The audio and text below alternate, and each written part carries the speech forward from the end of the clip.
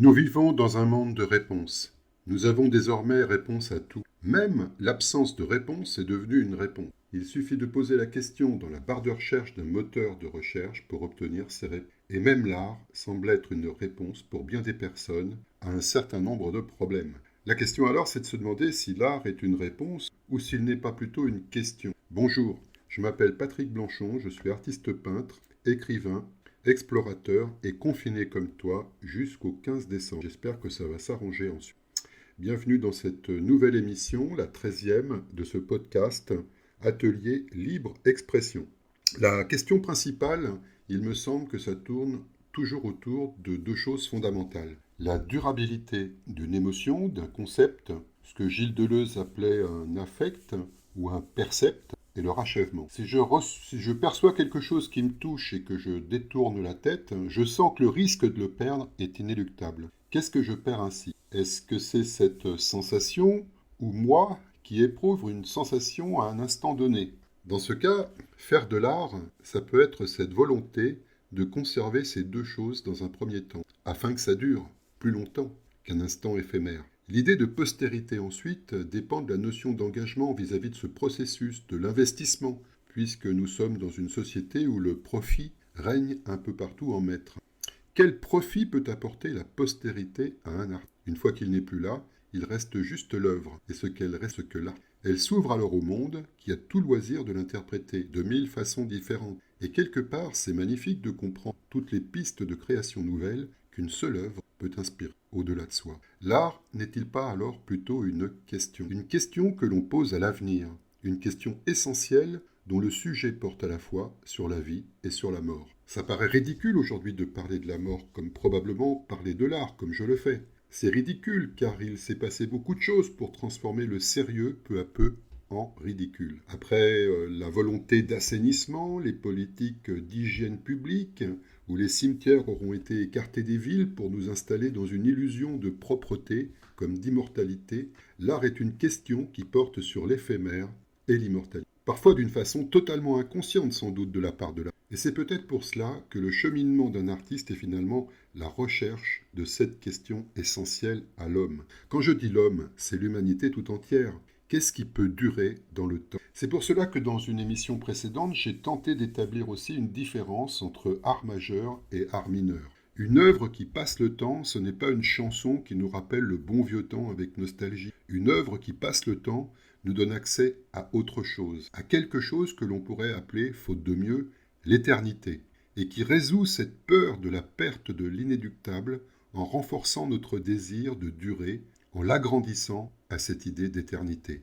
Mais cette éternité aussi est mal comprise. Ce n'est pas un paradis ou un enfer à venir.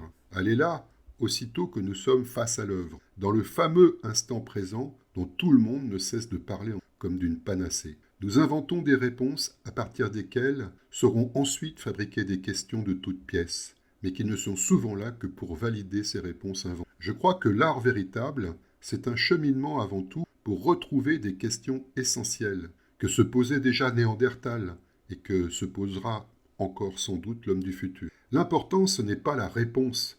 D'ailleurs, l'art n'est jamais une réponse, sauf si on l'utilise, si on le manipule pour en tirer parti, afin qu'il aboule vers un but souvent égoïste. L'art n'est pas une réponse au malaise, pas plus qu'il n'est une réponse à l'enthousiasme ou à la joie. Il les questionne toujours, et c'est souvent le spectateur mal informé, mal éduqué, qui voit dans les œuvres des réponses. Mais la vraie raison de l'art est cette question, que ce soit pour celui qui crée comme pour ceux qui reçoivent leurs œuvres. Est-ce que ça me connecte au durable, à l'éternité, à l'instant présent réellement, ou bien est-ce seulement du divertissement? Dans quelques jours, j'entrerai dans la décennie des sexagénaires pour de bon. Sans doute que ma vision de l'art, telle que je la vois aujourd'hui, n'a plus rien à voir avec ce que je pouvais voir lorsque j'étais un jeune homme. Pour autant, c'est bien la même sensation qui ne m'a jamais quitté, cette sensation d'éternité au contact de ce que mes sensations me proposaient vis-à-vis du réel. Ce choc, cet éblouissement, parfois même si fort qu'il me conduisait à l'évanouissement. Tout ce que j'ai pu dire ou penser durant toutes ces années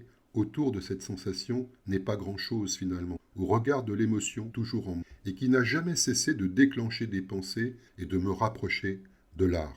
Parfois je croyais qu'il pourrait me sauver, d'autres fois me détruire totalement, mais ce n'était que des pensées. Et puis la peur de mourir se manifeste par tout un tas d'autres peurs, de colère, d'enthousiasme, d'artifices au final, que peu à peu on arrive à reconnaître, tous ces artifices, après les avoir soi-même. Est-ce que l'artifice est suffisant pour faire de l'art? Est-ce qu'il s'agit seulement de dessiner une belle perspective sur un tableau? En ce qui me concerne, cela m'a toujours ennuyé de considérer l'art ainsi par le stratagème de l'artifice. Je ne dis pas que l'artifice n'existe pas dans l'art, je dis qu'il faut le laisser. Le hasard est un maître bien plus savant que n'importe quel art, mais évidemment, tout dépend de l'art dont on parle. Peut-être que mon cheminement m'a fait partir d'une certaine vision de l'art de mon époque, et qu'elle m'a entraîné peu à peu vers une autre vision. Je l'appellerai l'art de l'indicible ou l'art de l'ineffable. Évidemment, je suis loin d'avoir atteint une quelconque maîtrise de cet art, je l'avoue. Je ne suis qu'un peintre qui peint des abstractions la plupart du temps, en étant toujours empêché d'avoir à expliquer mon travail. Je ne suis pourtant pas plus bête qu'un autre. Si je ne parviens pas à l'expliquer, ce travail de peinture, c'est qu'il n'a pas besoin, que le but ne se trouve pas dans le discours, mais dans le contact du visiteur avec la... Un art de l'indicible où je sens que le silence a une importance fondamentale. Pas un silence qui met mal à l'aise et qu'on cherche rapidement à remplir. Non, plutôt un silence comme une ouverture dans laquelle on peut sans danger s'introduire et trouver de la paix. Peut-être que cette vision de l'art que j'ai aujourd'hui est liée à l'âge et à l'idée de la mort. Donc, l'art est lié aussi à l'idée de la mort, qu'on le veuille ou pas, qu'on en soit conscient. Je ne dis pas que j'ai raison ou tort de voir les choses ainsi. La vérité, ce n'est pas important. C'est juste partager ses pensées sur l'art qui me paraît important et qui peut-être pourront apporter un peu d'eau au moulin collectif. J'ai beau avoir 60 ans, j'ai toujours des doutes, parfois encore plus qu'avant et de moins en moins de certitude. Je crois que je m'aurais ainsi perclus de doutes et ça me fait sourire de penser ça quand je me souviens de l'aplomb formidable que j'avais à 20 ans. Je ne l'ai pas perdu tout à fait cet aplomb, je l'ai juste déplacé de la certitude vers le doute. Pour moi, être droit, d'aplomb, c'est se poser les bonnes questions. Et j'ai besoin du doute pour... Je ne sais pas si je vais continuer ce podcast au moment où je parle. J'ai beaucoup de doutes sur son utilité. Il n'est peut-être utile que pour moi. Je me dis ça. Quand vraiment les doutes arrivent en masse. Aussitôt que j'écris un texte, que je fais un tableau, c'est exactement la même chose d'ailleurs. Ça ne me viendrait plus à l'esprit d'être certain. Et surtout, être certain est une impasse. Ce que la certitude m'aura appris parfois, non sans difficulté. On pense qu'avoir des doutes, c'est perdre du temps. Mais les certitudes en font perdre parfois énormément plus. Les doutes, c'est bien, ça fait se poser des questions. Après, avec le temps, on sent si ces questions sont bonnes ou si elles en cachent d'autres plus intéressantes. Celles qui sont les plus pénibles, souvent les plus intéressantes. Voilà, quelques mots que j'avais envie de dire aujourd'hui dans ce laboratoire de la peinture, cette annexe de mon atelier que représente ce podcast. D'ailleurs, j'ai désormais plus d'annexes que d'ateliers. Je devrais vraiment me poser des questions sur la nécessité d'avoir un atelier, à moins que je ne me trompe encore, que finalement tout ne soit qu'un atelier perpétuel. Le blog, la chaîne YouTube, et désormais même l'absence des réseaux sociaux comme Facebook et Instagram est aussi une façon de fabriquer un atelier en creux, si je puis dire. Si cette émission t'a plu, tu sais ce qu'il faut faire. Je te souhaite une bonne journée et peut-être à bientôt.